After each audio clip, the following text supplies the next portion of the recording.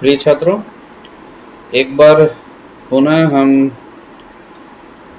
Water system की ओर अग्रसर होते हैं, जहाँ पर आपको हमने जल तंत्र के बारे में जानकारी देना शुरू किया था कि किस प्रकार से जल तंत्र का प्रावस्था आरेख खींचा जा सकता है और उसकी व्याख्या हम किस प्रकार से करेंगे। जैसा कि आपको पूर्व लेक्चर में यह बताया था कि जल तंत्र में कुल मिलाकर के 3 प्रावस्थाएं जो होती हैं वो उपस्थित होती हैं: ठोस यानी कि बर्फ, द्रव यानी कि पानी, और वाष्प यानी कि उसकी H2O की वाष्प गैस प्रावस्था। प्रिय छात्रों, यहाँ यह जानकारी देना जरूरी है कि जल तंत्र में जब हम इसके प्रावस्था आरेख का उल्लेख करें या इसकी व्याख्या करें तो हमें ये महत्वपूर्ण ये बिंदु है जिनके बारे में हमें विवेचना करना जरूरी है। सर्वप्रथम प्रावस्था आरेख का निर्माण के पश्चात आपको जो तीनों जो क्षेत्र नजर आते हैं, BOC, BOA और AOC, ये जो तीनों हैं एरियाज हैं, इन तीनों एरियाज के बारे में विवेचना करनी है। इन तीनों एरियाज में कितनी प्रावस्था उपस्थित है? सब में हमें पता है एक प्रावस्था उपस्थित है, तो वहां पर डिग्रीज ऑफ फ्रीडम 2 प्राप्त होती है। इसी प्रकार से जो कर्व्स हैं, आपको नेक्स्ट उनकी व्याख्या करनी है। OB, OC, OA और OA डैश, यानी कि ये जो OB कर्व है, OC कर्व है, OA कर्व है और OA डैश कर्व है, इन तीनों कर्व्स के बारे में आपको हमने पिछले लेक्चर में जानकारी दी थी कि ये जो तीनों वक्र होते हैं, ये तीनों वक्र हमारे वास्तविक वक्र कहलाते हैं, या यूं कहो कि वास्तविक साम्य है इन पर, क्योंकि एक तो साम्य होता है ट्रू इक्विलिब्रियम और एक साम्य होता है मेटा स्टेबल इक्विलिब्रियम।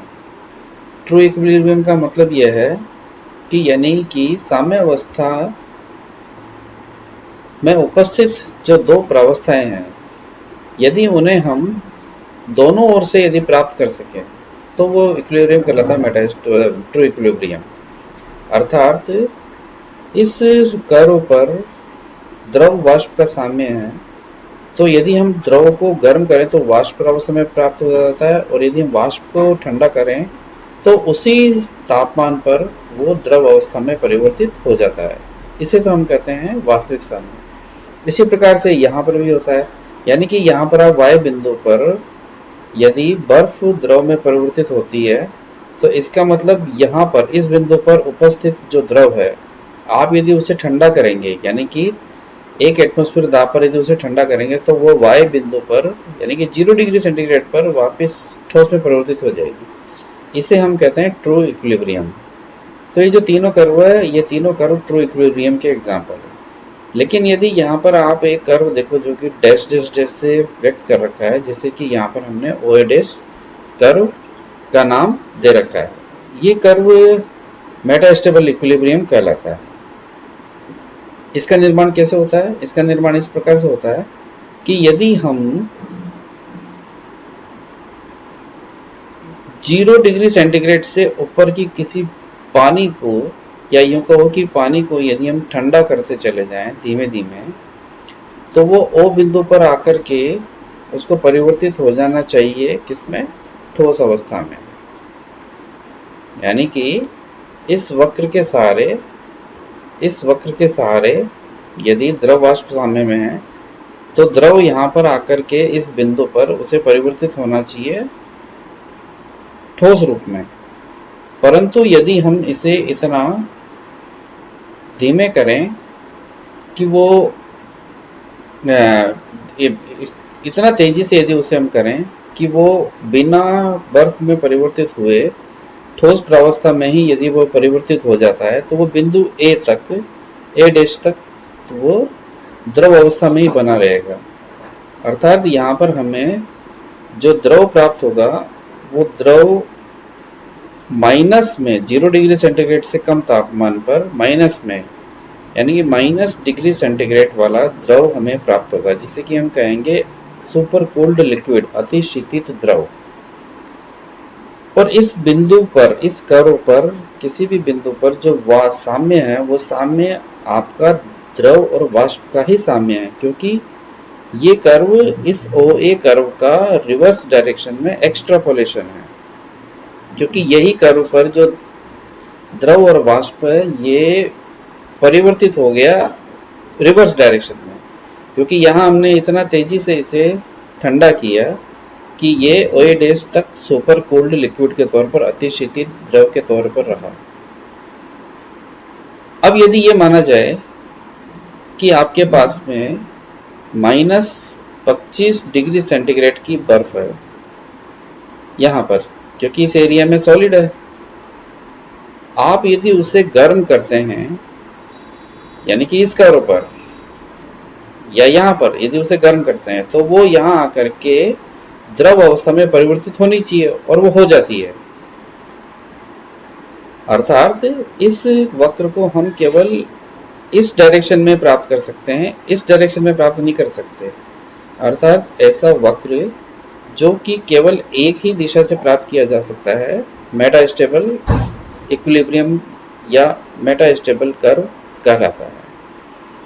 हाँ, यहाँ एक महत्वपूर्ण ध्यान रखने वाली बात है कि ये जो कर्व है इसे मेटास्टेबल यानी कि मित स्थायी क्यों कहा गया है, क्योंकि जैसे ही ये इस बिंदु तक आकर के अतिशीतित जो द्रव है या जो पानी है उसे यदि हम थोड़ा सा ही तंत्र को हिला दें, यानी कि बीकर जिसमें कि वो है यदि हल्का सा हिला दें तो वो एकदम से सारा का सारा जो द्रव है वो तुरंत जम जाएगा और जम करके उस तंत्र का तापमान बढ़ करके 0 डिग्री सेंटीग्रेड की ओर चला जाएगा या उस समय उपस्थित उसके गलनांक बिंदु पर चला जाएगा।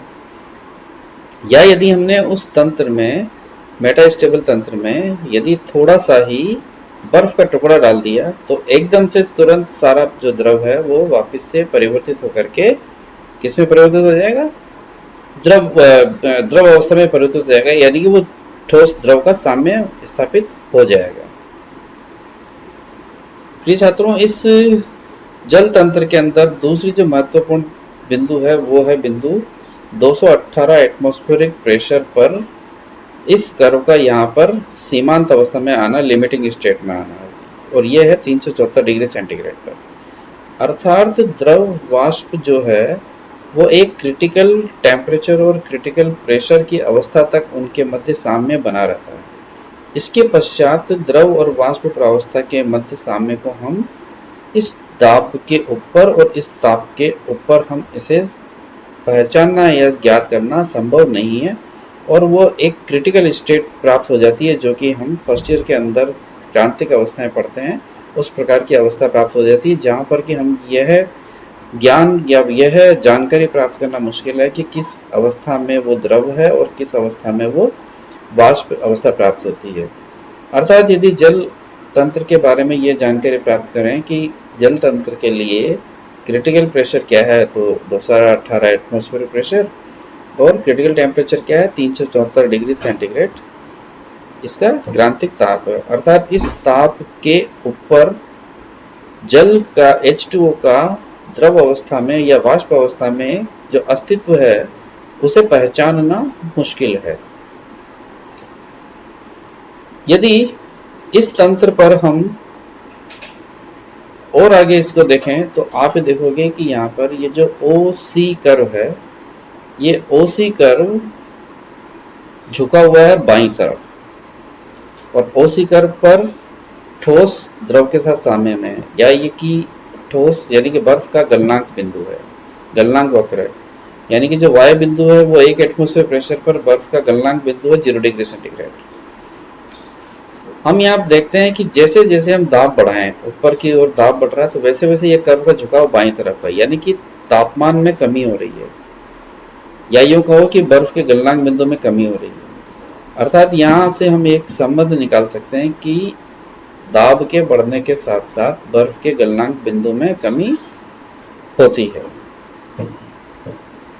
तो यहाँ पर मेटास्टेबल कर्व के बारे में आपने जानकारी प्राप्त कर ली। हाँ, यदि यहाँ पर आपको फेज रूल की स्टडी करनी हो तो हम देख सकते हैं कि इस कर्व पर, इन सभी कर्व पर दो प्रावस्थाएं साम्य में हैं, सभी पर। तो दो प्रावस्थाएं साम्य में होने का मतलब यदि फेज रूल अप्लाई करोगे तो डिग्रीज ऑफ फ्रीडम प्राप्त होती है यहाँ पर 1। डिग्री ऑफ फ्रीडम कितनी प्राप्त होती है? 1। अगेन यहाँ पर एक करेक्शन है, यहाँ पर ये प्लस की जगह पर यहाँ पर इसे हमें इक्वल करना है,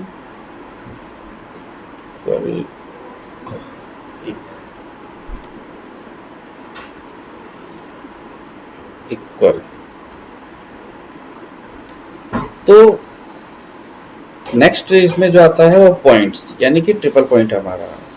तो ओ बिंदु पर ट्रिपल पॉइंट के बारे में हमने जानकारी प्राप्त करी थी कि ओ बिंदु पर हम देखते हैं कि लेफ्ट से आइस, ऊपर से द्रव और नीचे से वाष्प प्रावस्था प्राप्त होती है। तो यानी कि तीनों ही जो प्रावस्था है वो यहाँ पर आपको एक साथ एक ही बिंदु पर प्राप्त होती है। तो उस परिस्थिति के अंदर वो जो बिंदु है वो अचर बिंदु कहलाता है, वो ट्रिपल पॉइंट कहलाता है। और ये एक ही कंडीशन में संभव है, कब? जबकि आपके पास में यहाँ पर जो उसका ट्रिपल पॉइंट है वो क्या हो? प्रेशर 4.58 मिलीमीटर प्रेशर हो, और उसका जो टेम्परेचर है वो कितना हो? 0.0075 डिग्री सेंटीग्रेड हो। नेचर ऑफ कर्व ओसी, यानी कि effect of pressure on melting point of ice, इसके बारे में हमने व्याख्या यहाँ पर आपको करी दी कि किस प्रकार से बर्फ के गलनांक बिंदु पर दाब का जो प्रभाव है वो प्राप्त होता है। इसके बाद नेक्स्ट लेक्चर में हम आगे विवेचना करेंगे कार्बन डाइऑक्साइड तंत्र के बारे में। Thank you.